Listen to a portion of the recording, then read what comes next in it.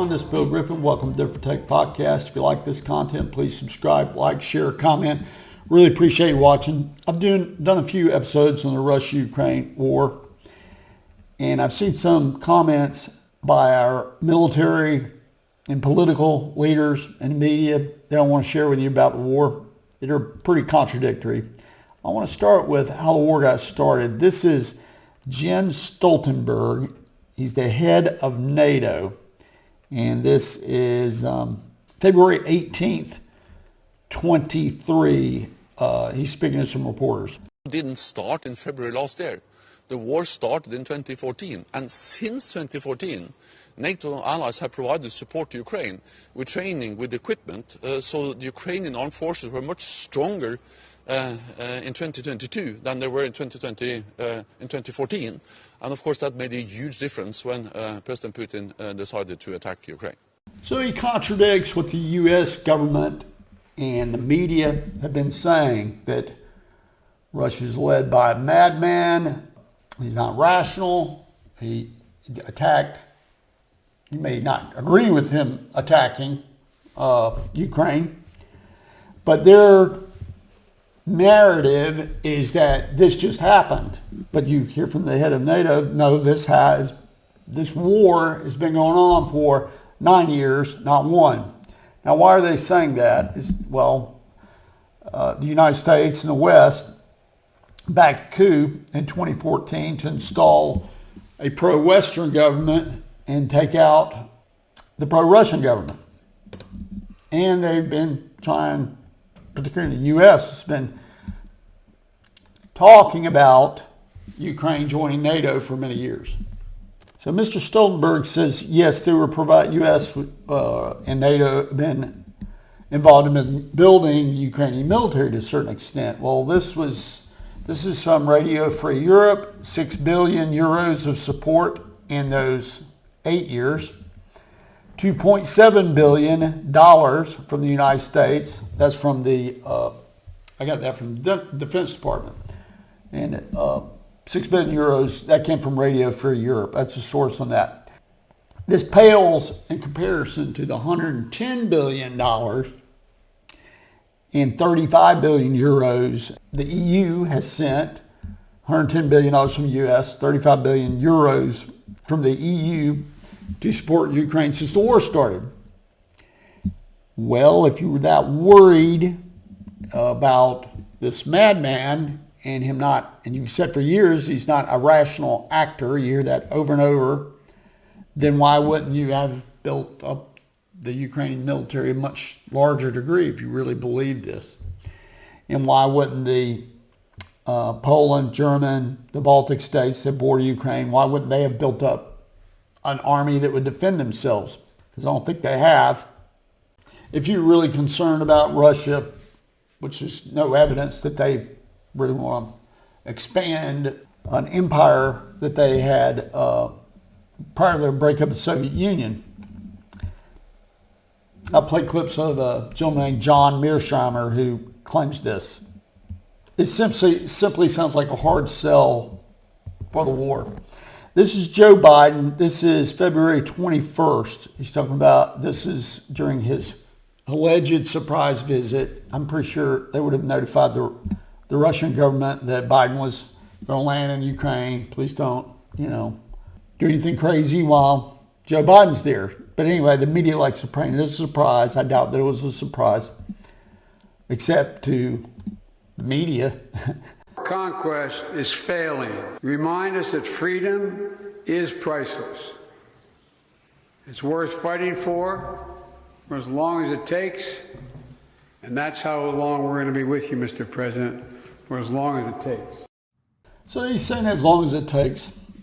I interpret that to mean literally as much resources as we can provide you. Of course, the media never asked anyone in the government or any of these talking head generals when they're on CNN, CBS, so forth, so on, the corporate media. Does that mean army divisions? Should we send military? They don't ask that direct question because they don't want to put them on the spot. So when he says as long as it takes, I don't know what that means. 100 years.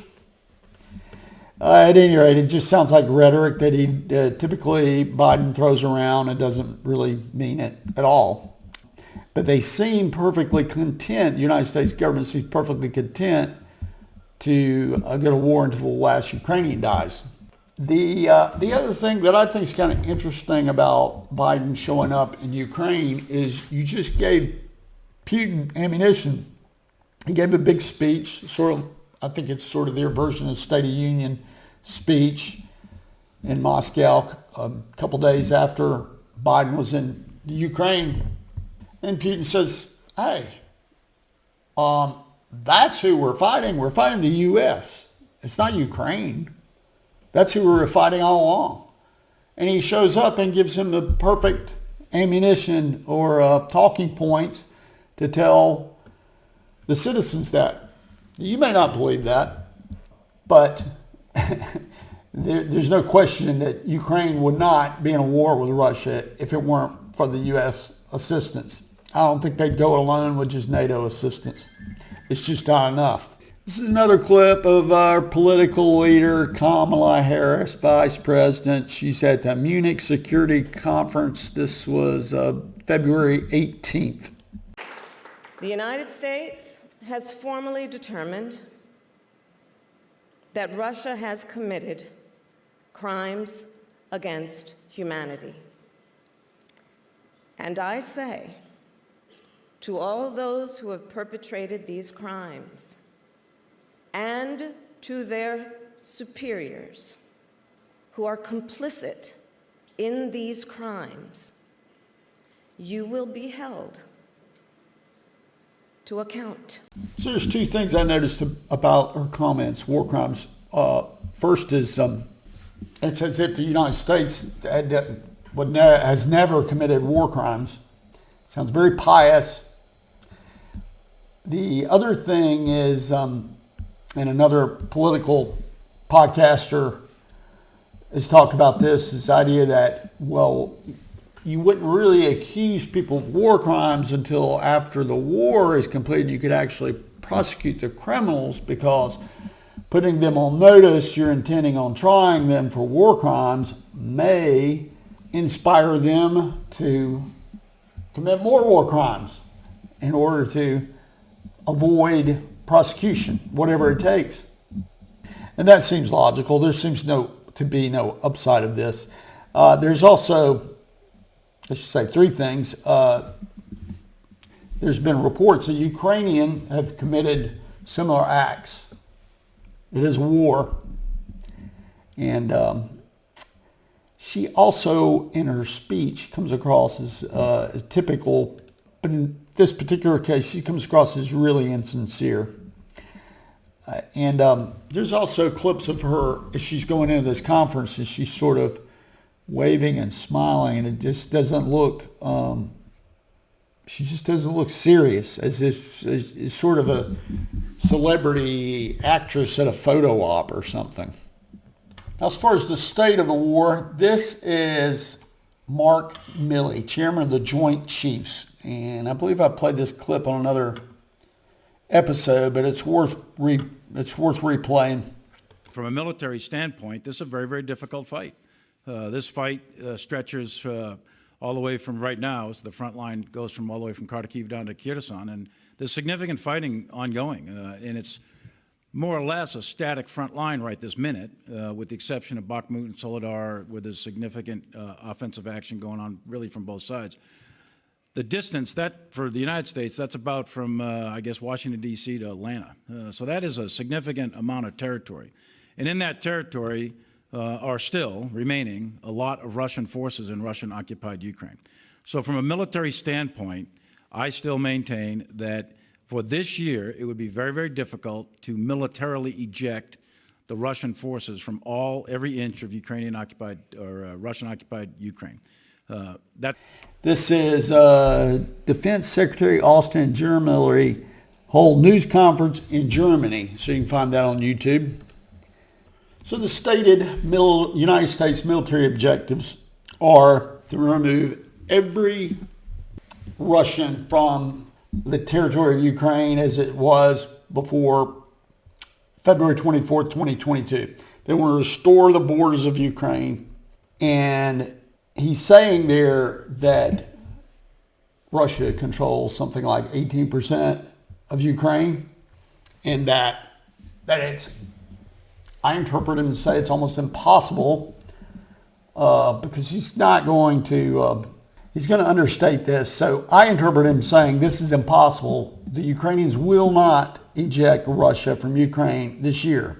The lines of combat are static. Territory is not going to be switch hands. So the war will rage on for a year. That's what I'm hearing him say. Then he turns around and says this just a few days later in, I think this was in Germany, I'm not sure, at this same Munich conference. And again, this chairman of Joint Chiefs, Mark Milley, talking about that Russia has lost the war. NATO and this coalition has never been stronger, and Russia is now a global pariah. And the world remains inspired by Ukrainian bravery and resilience. In short, Russia has lost. They've lost strategically, operationally, and tactically, and they are paying an enormous price on the battlefield.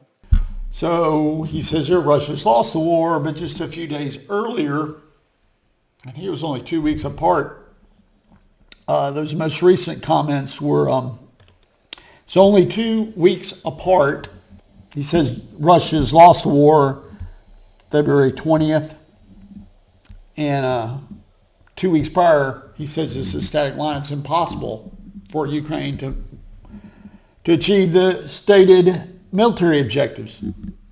So which one is it? Isn't that that's totally contradictory. Going back to what Biden said when he says as long as it takes, he originally said no U.S. troops, no tanks, but tanks showed up. They talked about aircraft, but backed out of that. They're leading the Ukrainian people, in my opinion, because he gave a speech in Poland, Biden did, down this path that, hey, the cavalry's coming, just hang in there. We'll get you what you need, including military troops if need be. I mean, that's how I would interpret if I were a citizen. Very contradictory. I don't think the public would go along with that at all, but it's amazing that as many people have gone along with this proxy war as they have. This is what, this is how the media reports on this. This is from CBS News. This is General H.R. McMaster. And I'll just play a couple of clips. This is CBS News, and this was done. You can find this on YouTube. With the Russians is they just can't generate the combat power to sustain an offensive. You know, they've lost maybe 2,000 tanks. They've had maybe 200,000 casualties. And even though they've thrown in these new conscript troops into the fight, they're not equipped, they're not trained. And you notice he says maybe 2,000 tanks, maybe 200,000 casualties. He also threw out some other numbers, but he did not mention Ukrainian casualties. It could be 500,000 as far as the American public goes. Try to find a number on Ukrainian casualties, and you'll find it very difficult to find a number at all. And how I don't understand why you would trust it. He seems very cavalier about throwing these numbers out. He uses the word maybe. The interesting thing to me is the way that this is phrased and the way the interviewer is questioning him is selling the war. It's selling the war. It's not reporting objectively. You see, he has a Ukraine flag and an American flag on his jacket. This is a little later in the broadcast. The interviewer makes it interesting. He has an interesting question. If they do provide, is it not in China's interest to keep Russia at war with us and keep us not with us, with Ukraine, but keep us pumping money and weapons in that direction? Isn't that in their interest? Well, you could say that this is depleting, our war stocks, but I think we're now mobilizing finally to expand production of munitions and of weapon systems that are really critical for the Ukrainians. I don't think Russia can keep up with it. I mean, they are actually, they're trying desperately to buy more from the Iranians. I mean, there are rumors. So they're talking about this report in which it's not confirmed. It's I think it was Secretary of State Blinken. He doesn't seem like a trustworthy guy at all. He's actually called out by Chuck Todd on MSNBC. You can find this where he can't quote you any specifics. On whether or not China is helping Russia militarily. But that's the insinuation here. So the interviewer slips up and says, well, not us. It's not the United States at war. The war with Ukraine. You've got to be kidding. We're at war with Russia. And even this interviewer knows this, but he can't say it. He's got to avoid saying it directly. What's happening is you're talking about war all the time in the media. The government's talking about it all the time because we've been in so many wars for such a long time that you're talking about ginning up war, potential war with China and potential war, or we're in war with Russia and then a potential war with China. So we can't even get the big one that's going on right now resolved before we start talking about a new one. I think it's reasonable and it'd be great if we had a media that weren't so corrupt and they would question our government. But if you question, you'll be portrayed as a Russian sympathizer, as an appeaser or an isolationist or an immoral, foolish person because this is a war that's for a noble cause. Well, if it's for a noble cause, you're willing to risk your life over it, you have to admit this. Even if you believe that, you have to admit this report. I didn't play the whole thing, but you can go look at it and take my word for it that about 5 minutes long. It's typical of the mainstream media. They're reporting. They're not reporting their whole picture. They're omitting very important facts within the broadcast itself, only talking about how the Russians are not doing a good job militarily and how their military is weak. But the United States needs to be concerned about them taking over the rest of Europe. So which one is it? It's all very contradictory. And it just seems almost designed to keep us involved in this war. And the average person, I don't understand the benefit of the average citizen. Russia is not a threat to attack the United States or go to war directly with the United States. This report also omits whole subjects such as Nord Stream pipeline, which the American government denies that they were involved in exploding pipeline natural gas, Russia to Germany, which was destroyed in September. These folks don't talk about that. And they don't talk about a whole host of issues that are important, the contradictions, whether we should send troops. Well, if we're not going to send troops, why do you keep implying that we are going to do everything within our capacity to help these people? I think they are perfectly fine. The military and political leaders in our country are perfectly fine with the last Ukrainian dying for this cause, because their objective really is not, I've said this before, it's not to eject Russia from Ukraine's borders. They know that's not possible. It's to bleed Russia out by using Ukrainian bodies to do it. It's a terrible thing, but that seems to be the only logical objective that our military and political leaders have over this. I also noticed on this broadcast, the last thing I'll say, they seem very for such a grave subject, they seem so light about it. If you notice the woman in the yellow, she's just sitting back and she just doesn't seem to be concerned at all. You think you'd put on a front of seriousness, but that's typical in our media. Personalities more important than learning anything. That's my opinion. And that's the episode for today. I appreciate you watching. If you like content, please subscribe, like, share, comment. Tell me if you think I'm wrong. I really appreciate you watching. Thank you.